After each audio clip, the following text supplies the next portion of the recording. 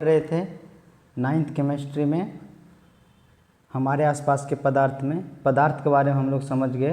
पदार्थ क्या होता है, उसका गुण क्या होता है, ये हम लोग समझ गए थे। अब हम लोग आगे देखते हैं पदार्थ की अवस्थाएं, स्टेट्स ऑफ मैटर, मतलब जो पदार्थ होता है वो कौन कौन सी अवस्था में होती है। जैसे आप लोग देखे होंगे कि जैसे अगर बर्फ़ है, जैसे एक बीकर ले लीजिएगा, एक मतलब बर्तन ले लीजिएगा, उसमें क्या कीजिएगा कि ये बर्तन है और इसमें क्या कीजिएगा, बर्फ़ का टुकड़ा रख दीजिएगा। ये बर्फ़ का टुकड़ा है, इसमें पानी नहीं होना चाहिए, पूरा बर्फ़ का टुकड़ा, छोटा छोटा टुकड़ा भर दीजिएगा। उसके बाद क्या कीजिएगा, हम लोग नीचा से मतलब उष्मा देंगे। उष्मा मतलब यहाँ से हम लकड़ी को या कोई चीज़ को यहाँ जो है ना जला देंगे, ताकि इधर से नीचा से इसको गर्मी मिल सके, हीट मिल सके, मतलब नीचा से इसको क्या मिले, ऊर्जा मिल सके। देखिए ये क्या है, आग कहते हैं, आग है, या इसको आप उष्मा बोल सकते हैं। नीचा से क्या किए हम लोग, लकड़ी को जलाए या कोई भी चीज़ जो मतलब यहाँ पे उष्मा देती हो। अब देखिए ये हम लोग क्या लिए, बर्फ़ का टुकड़ा, बर्फ़ का टुकड़ा। हम लोग ये समझ रहे हैं ये जो पदार्थ है, बर्फ़ क्या है, ये पदार्थ है, इसका क्या क्या अवस्था हो सकती है, बर्फ़ का टुकड़ा। और ये बर्फ़ का टुकड़ा हम लोग क्या कहेंगे, इसको पदार्थ कहेंगे। क्यों पदार्थ कहेंगे, क्योंकि इस बर्फ़ के टुकड़ा में क्या होता है, वज़न होता है और आयतन होता है। इसके बारे में हम लोग अच्छा समझे थे। पदार्थ नहीं समझ में आएगा तो आगे मुश्किल है कुछ चीज़ समझना। ये क्या है, बीकर है, मतलब बर्तन कुछ भी ले लीजिएगा जिसमें बर्फ़ रख सके। अब देखिए हम लोग एक थर्मामीटर लेते हैं। वो थर्मामीटर क्या होता है कि ये जो बर्फ़ का टेम्परेचर है, जो बर्फ़ का तापमान है, उसको ये मेज़र करेगा, उसको ये मापेगा। ये थर्मामीटर है, मतलब जो टेम्परेचर मापने वाला जो यंत्र होता है वो थर्मामीटर होता है। जैसे आप लोग को बुखार लगता होगा, डॉक्टर पास जाते होंगे तो वहाँ पे क्या देता है, मतलब बुखार चेक करने के लिए वो थर्मामीटर होता है। इससे इसका क्या यूज़ है यहाँ पे, इसका ये काम है कि जो इस बीकर के अंदर में जो तापमान है, अभी तापमान क्या है, इसका अंदर का जो तापमान है अभी 0 डिग्री है। जब थर्मामीटर को इसमें दीजिएगा तो आपको कितना तापमान मिलेगा, 0 डिग्री तापमान मिलेगा। अब देखिए अब क्या हुआ कि ये जो नीचा से हम क्या करेंगे, इसको अगर गर्म करेंगे तो क्या होगा, आप लोग घर पे करके देखिएगा क्या होगा, ये बर्फ़ पिघलेगा। तो कुछ देर के बाद बर्फ़ जैसे जैसे गैस, जैसे जैसे मान के चलिए, जैसे जैसे अगर वो आग दीजिएगा, उष्मा दीजिएगा, वैसे वैसे बर्फ़ क्या हो जाएगा, ये पिघलेगा। तो उष्मा बढ़ाने से जैसे जैसे यहाँ पे हम क्या लिखेंगे, जो पॉइंट हम लिख रहे हैं वो सब आप लोग लिखिएगा। जैसे जैसे तापमान बढ़ेगा, मतलब तापमान किसका, जे इसका, इधर का तापमान बढ़ेगा, जैसे जैसे उष्मा देंगे, कहाँ से दे रहे हैं, नीचा से दे रहे हैं। जैसे जैसे उष्मा देंगे क्या होगा, बर्फ़ पिघलना स्टार्ट हो जाएगा, बर्फ़ पिघलना। ये सब आप लोग लिख लीजिएगा, अच्छा से नोट्स बनाइएगा। पिघलना शुरू हो जाएगा। अब देखिए ध्यान से, यहाँ पे क्या हुआ, जैसे जैसे उष्मा बढ़ाए वैसे वैसे क्या हुआ, ये बर्फ़ पिघलना चालू हो गया। अब इसी समय में जब बर्फ़ पिघला, इसी समय में जब तक कि पूरा बर्फ़ पिघल ना जाए, मतलब कि ये बर्फ़ जो है, ये बीकर है, ठीक है, और ये इसके अंदर जो बर्फ़ है, कुछ समय बाद क्या होगा, ये बर्फ़ पिघल जाएगा, ये बर्फ़ पूरा क्या हो जाएगा, पिघल जाएगा। मतलब जैसे बर्फ़ पिघला, मतलब जब तक बर्फ़ पिघला, यहाँ पे क्या लिखेंगे, जब तक बर्फ़ पिघला, यहाँ पे क्या था, तापमान आपको 0 ही दिखाई देगा थर्मामीटर में। जब तक, इसका हम लोग एक्सपेरिमेंट भी करेंगे, इसका प्रयोग भी करेंगे, आगे बताएंगे। अभी मान लीजिए कि ऐसा होता होगा, जब तक बर्फ़ पिघला, क्या हुआ, जब तक बर्फ़ पिघला तब तक इसका तापमान क्या था, 0 डिग्री था। पिघला तब तक इसका तापमान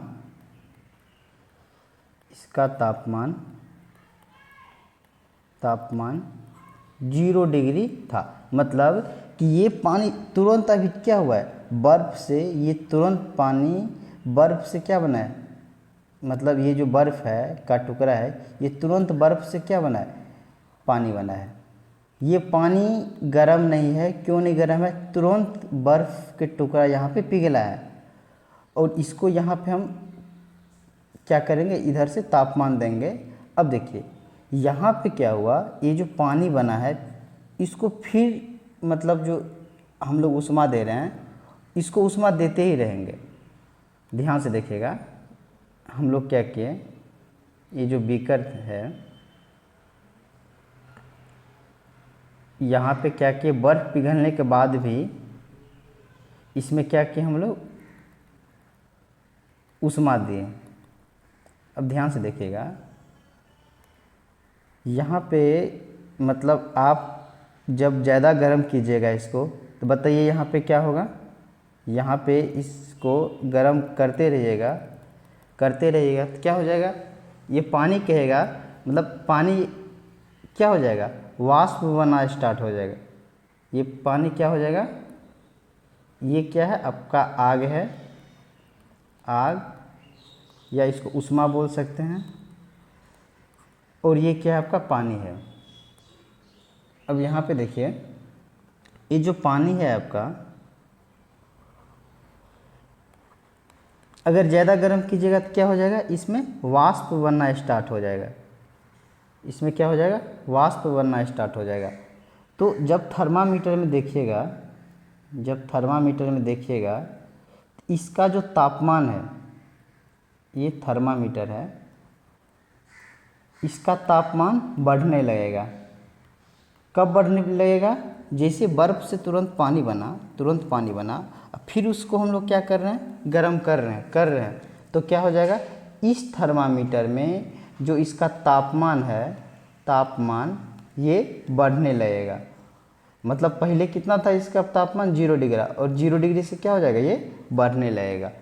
कुछ देर बाद क्या होगा, जब पानी को ज़्यादा गर्म कीजिएगा, गर्म करने के बाद क्या होगा, यहाँ पे हम क्या लिख सकते हैं, यहाँ पर तापमान बढ़ाने से क्या हो रहा है, यहाँ पर ऊष्मा बढ़ाने से इसका भी कुछ ना कुछ तापमान होगा। इसको इंग्लिश में टेम्परेचर कहते हैं। यहाँ ऊष्मा बढ़ाने से क्या हुआ, यहाँ ऊष्मा बढ़ाने से थर्मामीटर में क्या है, थर्मामीटर में तापमान बढ़ा, थर्मामीटर में तापमान बढ़ा। अब ये बताइए मुझे, अब ज़्यादा तापमान बढ़ाने से क्या हो जाएगा, ये जो बीकर है, इस बीकर में क्या होना स्टार्ट हो जाएगा, यहाँ पे क्या किए हम लोग, यहाँ पे आग जलाए थे, इसको यहाँ पे ऊष्मा दिए थे, और इसको ऊष्मा को देते ही रहेंगे तो क्या हो जाएगा, ये पानी धीरे धीरे वाष्प बनना स्टार्ट हो जाएगा। जैसे चावल वगैरह सब बनाते हैं या दाल बनाते हैं, ढक्कन जब खोलेगा तो क्या हो जाएगा, यहाँ पे वाष्प, मतलब वाष्प तो आप लोग देखे होंगे, वाष्प बनना स्टार्ट हो जाता है। तो उस स्थिति में ये जो थर्मामीटर है, थर्मामीटर में जैसे जैसे ऊष्मा बढ़ाते जाइएगा वैसे वैसे थर्मामीटर में तापमान क्या हो जाएगा, बढ़ते जाएगा। ये थर्मामीटर में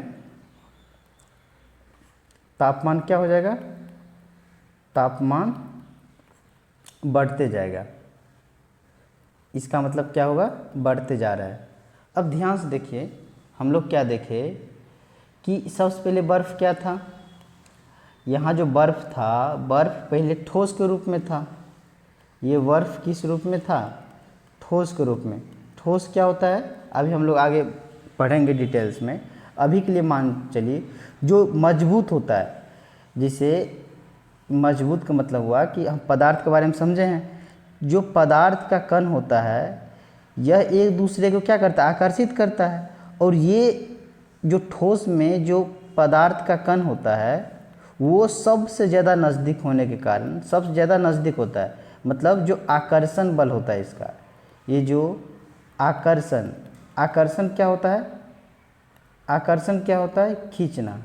ध्यान से देखिए, ये क्या हुआ, आकर्षण बल के द्वारा, आकर्षण, आकर्षण मतलब खिंचाव, आकर्षण के द्वारा ये जो पदार्थ का कण है एक दूसरे से बहुत नज़दीक है। और ज़्यादा नज़दीक होने की वजह से, ज़्यादा आकर्षण बल की वजह से ये क्या होता है, ये चीज़ मजबूत होता है। तो जो चीज़ भी मजबूत होता है उसको हम लोग कहते हैं ठोस। यहाँ तक समझ गए, इसके बारे में हम लोग आगे भी पढ़ेंगे। अब देखिए बर्फ़ किस रूप में था, ठोस के रूप में। आप लोग बचपन में भी पढ़े होंगे ठोस क्या होता है, कि जो मजबूत होता है वो ठोस होता है। और आगे देखेंगे, इसका परिभाषा भी देखेंगे। अब देखिए उसके बाद क्या किए, जब हम ऊष्मा दिए तो उसके बाद क्या हुआ, उसके बाद पानी बना। लेकिन यहाँ पे ध्यान देने वाली बात है, ये जब तक पानी बना, जब तक ये पानी बना तब तक इसका तापमान क्या था, 0 डिग्री ही था। अब ये बताइए मुझे, कोई भी चीज़ में ऊष्मा देने पे उसका तापमान क्या होना चाहिए, बढ़ना चाहिए। बताइए यहाँ पे तापमान क्यों नहीं बढ़ा, सोच के देखिए, ये तापमान क्यों नहीं बढ़ा, ये तापमान क्यों नहीं बढ़ा, ये इसलिए नहीं बढ़ा क्योंकि इस बर्फ़ के टुकड़ा के अंदर क्या हो जाएगा, ये जो कण है, ये जो ठोस पदार्थ है, हम यहाँ समझाए हैं, ठोस पदार्थ में पदार्थ का कण क्या होता है, एक दूसरे के बहुत नज़दीक होता है। इस बर्फ़ का जो टुकड़ा है इसमें क्या होता है, ये जो पदार्थ का कण है एक दूसरे के बहुत नज़दीक था। अब ये पिघला कैसे, ये पिघला कैसे, जैसे ये अगर ठोस अगर पिघलेगा तो क्या हो जाएगा, इसका जो कण है दूर हो जाएगा। दूर होने के बाद क्या हो जाएगा, वो चीज़ कमज़ोर हो जाता है। जैसे मान चलिए एक छोटा सा लकड़ी है, इसको कोई कहेगा तोड़ने के लिए, और बड़ा सा लकड़ी कोई कहेगा तोड़ने के लिए, तो आसानी से क्या टूटेगा, ये बड़ा सा लकड़ी टूटेगा। मतलब इसका कण है, कण क्या है, एक दूसरे के बहुत दूर है। और यहाँ पे देखिए कण क्या है, ये एक दूसरे के बहुत नज़दीक है। मतलब जो नज़दीक कण होता है एक दूसरे के, उसमें आकर्षण बल ज़्यादा होता है, खिंचाव का जो बल होता है ज़्यादा होता है। और जो कण दूर होता है ना, उसमें खिंचाव का बल क्या होता है, आकर्षण बल क्या होता है, कम होता है। अब यहाँ पे देखिए ठोस में क्या है, आकर्षण बल यहाँ पे क्या है, ज़्यादा है। इस आकर्षण बल को तोड़ेंगे तो क्या हो जाएगा, पानी बनेगा। तो ये जो ऊष्मा है, ये जो ऊष्मा है, ये जो आग है, इस आकर्षण बल को, बर्फ़ के आकर्षण बल को तोड़ने में, इसको पिघलाने में, ये इसका ऊर्जा खत्म हुआ है। मतलब इस आकर्षण बल को तोड़ने में या दूर हटाने में जो ऊष्मा का प्रयोग हुआ, वो सारे के सारे ऊष्मा किस में हो गया, ये यहाँ पे जितना भी तापमान हुआ, जितना भी ऊष्मा हुआ, इस ठोस पदार्थ के कण को तोड़ने में सारे का सारा ऊष्मा लग गया। तब यहाँ पे सारा का सारा ऊष्मा तोड़ने में लग गया तो तापमान क्या हो जाएगा, 0 हो जाएगा। अब यहाँ देखिए पानी, यहाँ पे पूरा पानी बना, कण एक दूसरे के पास पास है। अब यहाँ पे क्या है कि यहाँ पे जितना ये जो ठोस पदार्थ है इसको तोड़ने के लिए क्या लगाए, ऊष्मा लगाए। इसीलिए यहाँ पे क्या था, तापमान 0 था। वो ऊष्मा कहाँ गया, इस कण के बीच का जो आकर्षण बल है इसको तोड़ने में सारा का सारा उष्मा लग गया, जिसके वजह से हम लोग का तापमान क्या हुआ नहीं, मतलब पता चला कितना तापमान है। और उसके बाद क्या हुआ, ये पानी बन गया। पानी को क्या कहते हैं, मतलब ठोस से क्या हुआ, ये ठोस से क्या है, इसका कण थोड़ा ज़्यादा दूर होगा, इसको हम लोग द्रव कहते हैं। अब इसके बारे में, इसको इंग्लिश में लिक्विड कहते हैं, इसको सॉलिड कहते हैं। अब इसके बारे में हम लोग पढ़ेंगे, ठोस क्या होता है, द्रव क्या होता है। तो इतना समझिए, जो द्रव होता है ठोस की अपेक्षा इसका पदार्थ का जो कण होता है थोड़ा दूर होता है। दूर होने की वजह से अब क्या होगा, ये उसके बाद भी अगर उष्मा दे तो उष्मा देने के बाद क्या होगा कि इसका जो थर्मामीटर में जो